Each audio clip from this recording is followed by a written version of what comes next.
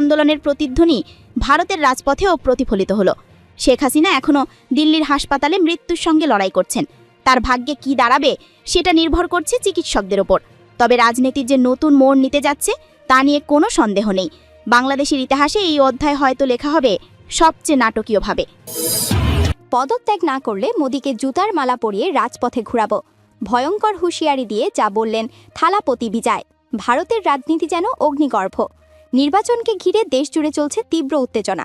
এই উত্তেজনা মাঝে হঠাৎ করে এক বিস্ফোরক মন্তব্য করে দেশ জুড়ে আলোড়ন তুলেছেন জনপ্রিয় অভিনেতা ও তামিল রাজনীতি নতুন আইকন থালাপতি বিজয়। তিনি সরাসরি ভারতের প্রধানমন্ত্রী নরেন্দ্র মোদীকে টার্গেট করে ঘোষণা দেন, পদত্যাগ না করলে তাকে জুতার মালা পরিয়ে রাজপথে ঘোরানো হবে। তার এই হুঁশিয়ারি শুধু তামিলনাড়ুতেই নয়, সমগ্র ভারতবর্ষের চরম আলোচনা জন্ম দিয়েছে। থালাপতি বিজয় দীর্ঘদিন ধরে দক্ষিণ ভারতের রাজনীতিতে প্রভাব বিস্তার করে আসছেন। এবার তার কণ্ঠে যে আগুন ছড়ল তাতে বোঝা যাচ্ছে ভারতের রাজনৈতিক পরিস্থিতি আর স্বাভাবিক নেই। বিজয়ের বক্তব্য অনুযায়ী নরেন্দ্র মোদী সরকার দেশে গণতন্ত্র ধ্বংসের পথে নিয়ে যাচ্ছে। নির্বাচনে কারচুপি, বিরোধী দল দমন, মত প্রকাশে স্বাধীনতা হরণ, এসবের কারণে মানুষের মধ্যে ক্ষোভ তীব্র আকার ধারণ করেছে।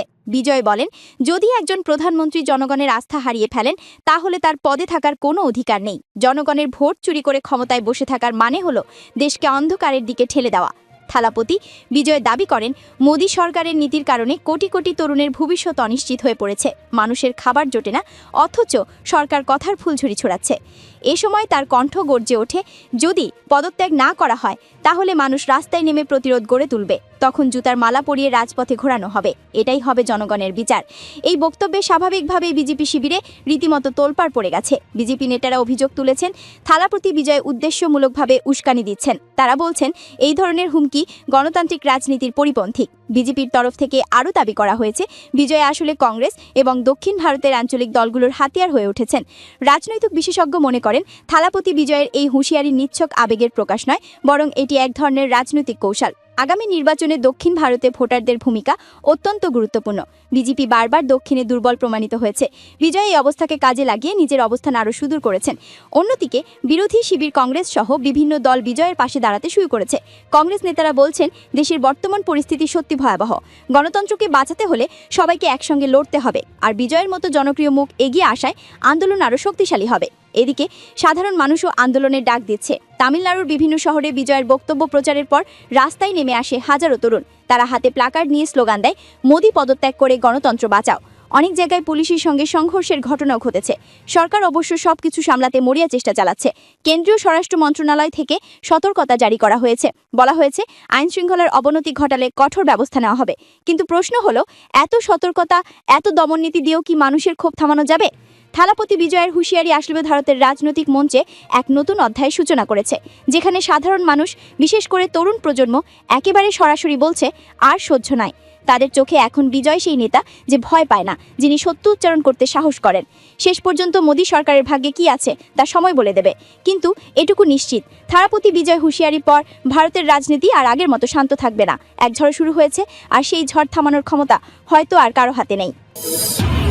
বাংলাদেশের রাজনৈতিক অঙ্গন কাঁপিয়ে দেওয়া এক নজিরবিহীন ঘটনায় গত রাতে রাজধানীর অভিজাত গুলশান এলাকায় রাষ্ট্রপতি শাহাবুদ্দিন চুপ্পুর ব্যক্তিগত বাড়িতে ভয়ঙ্কর সেনা অভিযান চালানো হয়। আর সেই অভিযানে হাতে নাতে উদ্ধার হয় প্রায় 400 কোটি টাকার নগদ অর্থ। পুরো জাতি এখন হতবাক, বিস্মিত আর ক্ষুব্ধ। বিশ্বস্ত গোয়েন্দা তথ্যের ভিত্তিতে সেনাবাহিনীর একটি বিশেষ টাস্ক ফোর্স রাত 12টার কিছু পর রাষ্ট্রপতির বাড়ি ঘিরে ফেলে। চারপাশে মোতায়েন করা হয় সাজোয়া যান ও আধুনিক অস্ত্রে সজ্জিত কমান্ড টিম। এলাকাবাসী প্রথমে ভেবেছিল হয়তো সন্ত্রাস বিরোধী কোনো অভিযান চলছে, কিন্তু ভোরের আলো ফুটতেই সবাই জানতে পারে অভিযানের লক্ষ্য ছিল রাষ্ট্রপতির নিজস্ব বাড়ি। অভিযানে অংশ নেওয়া সেনা কর্মকর্তারা জানিয়েছেন, বাড়ির বেসমেন্টে তৈরি বিশেষ ওয়াশরুম থেকে বের করা হয় বাক্সের পর বাক্স ভরা নগদ টাকা।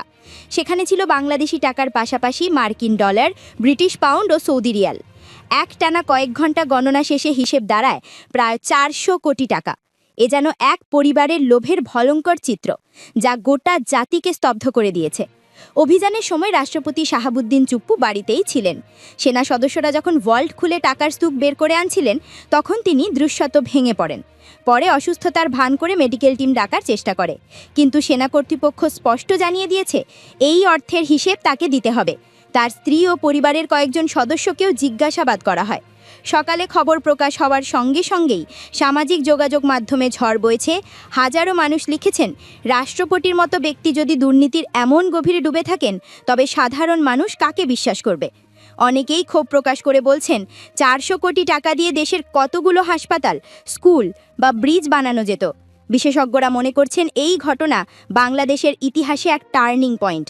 সেনাপ্রধান ওয়াকারুজ্জামান কয়েকদিন আগে বলেছিলেন, দুর্নীতি দমনে কারো প্রতি রেহাই দেওয়া হবে না। রাষ্ট্রপতির বাড়িতে অভিযান চালিয়ে টাকা উদ্ধার করে তিনি সেই প্রতিশ্রুতির বাস্তব প্রমাণ দিলেন। বিএনপি ও অন্যান্য বিরোধী রাজনৈতিক দল ইতিমধ্যেই রাষ্ট্রপতির পদত্যাগ দাবি করেছে। বিএনপি মহাসচিব বলেছেন, রাষ্ট্রপতির আসনে বসে যে ব্যক্তি দুর্নীতির পাহাড় বানিয়েছেন তিনি রাষ্ট্রদ্রোহী ছাড়া আর কিছু না। এনকিপির পক্ষ থেকেও কঠোর প্রতিক্রিয়া এসেছে। রাষ্ট্রপতি শাহাবুদ্দিন চুপ্পু আপাতত গৃহবন্দী আছেন, তবে তার বিরুদ্ধে আনুষ্ঠানিক মামলা হবে কিনা সেটাই এখন দেশের সবচেয়ে আলোচিত প্রশ্ন। সেনা সূত্র বলছে, উদ্ধার হওয়া অর্থের উৎস এবং কোথায় পাঠানো হচ্ছিল তা আরও খোঁজ চলছে। সাধারণ মানুষের কণ্ঠে এখন একটাই সুর, দ্রুত বিচার চাই। তারা মনে করছে, শুধু অর্থ উদ্ধারে থেমে গেলে চলবে না, এই ঘটনার সঙ্গে জড়িত সব ব্যক্তি ও গোষ্ঠীকে আইনের আওতায় আনতে হবে। বাংলাদেশের রাজনৈতিক ইতিহাসে এটা নিঃসন্দেহে এক কালো অধ্যায়। রাষ্ট্রপতির বাড়ি থেকে 400 কোটি টাকা উদ্ধার মানে রাষ্ট্রীয় শীর্ষ আসনও দুর্নীতির দুষ্টচক্রের নিমজ্জিত। তবে একই সঙ্গে এই অভিযান জাতিকে নতুন এক আশার আলো দেখিয়েছে। যত বড় রঘুমল হোক, আইনের চোখ ফাঁকি দেওয়া আর সম্ভব নয়। আজকের এই ঘটনা প্রমাণ করে দিয়েছে, দুর্নীতির শেকড় যত গভীরই হোক, সেনাবাহিনী চাইলে তা উপড়ে ফেলতে পারে। এখন প্রশ্ন শুধু একটাই, এই পথ ধরে কি সত্যিকারের দুর্নীতিমুক্ত বাংলাদেশ গড়ে উঠবে? যিনি যুক্তরাষ্ট্রের সজীব আহমেদ ওয়াজেদ নামে পরিচিত, তার আয়ের মূল উৎস হল যুক্তরাষ্ট্রের নাগরিক হিসেবে তার ও তার স্ত্রী ক্রিস্টিনা ওয়াজেদের সম্মিলিত ইনকাম। কিন্তু আমরা অনুসন্ধানে তাদের এমন কোনো ব্যবসা প্রতিষ্ঠানের সন্ধান পাইনি যা থেকে তারা যুক্তরাষ্ট্রের ভার্জিনিয়া অঙ্গরাজ্যের মতো